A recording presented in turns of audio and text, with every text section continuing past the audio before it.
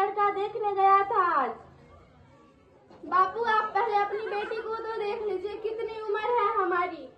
तुम हमसे ज्यादा बकबक कर रही हो। और कितनी उम्र चाहिए?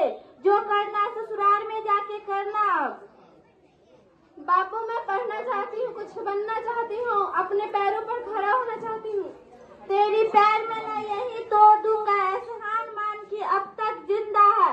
अगर बचपन में ही गला दबाकर मार दिया होता तो ये दिन देखने को नहीं पड़ता। ताने सुना सुना कर आपने तो मेरी माँ को मार दिए, अब किस किस को मारिएगा? तुम हमसे ज्यादा जवान लड़ाती हो, तुम हमसे ज्यादा जवान लड़ाती हो। कान खोल के सुन ले बेटी, इस घर में तेरी माँ की ना चली तो अब किसकी चलेगी? जो जवान यहाँ चले ससुराल में मत चलाना, नहीं तो जिंदा फूंक देंगे।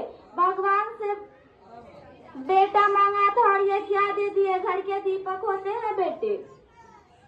बापू बेटे भले ही घर के दीपक होते हैं, पर बेटी भी घर में कम रोशनी ना देती है। इस किताब का कीड़ा तुम्हारे दिमाग में ज्यादा घुस गया है। ये किताब लड़कों के हाथों में अच्छे लगते हैं और लड़की के हाथ में मेहंदी। सारी उम्र बापू के छाती पे बोझ बन के बैठेगी। विवाह तो तेरा होगा और कल के कल होगा। कुछ साल बाद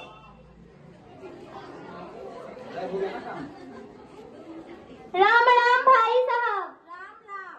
दारू पी के तो आपने अपनी जिंदगी खराब कर ही ली।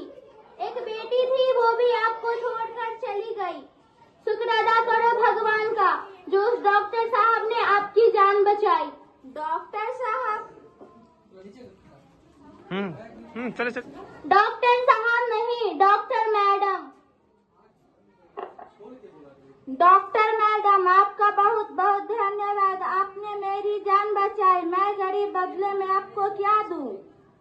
आप कभी ये नहीं कहेंगे कि बेटी क्या नहीं कर सकती। नहीं पहचाना बापू, मैं वही हूँ जिसके लिए आपने चूल्हा और दूल्हा के अलावा कुछ न सोचा था।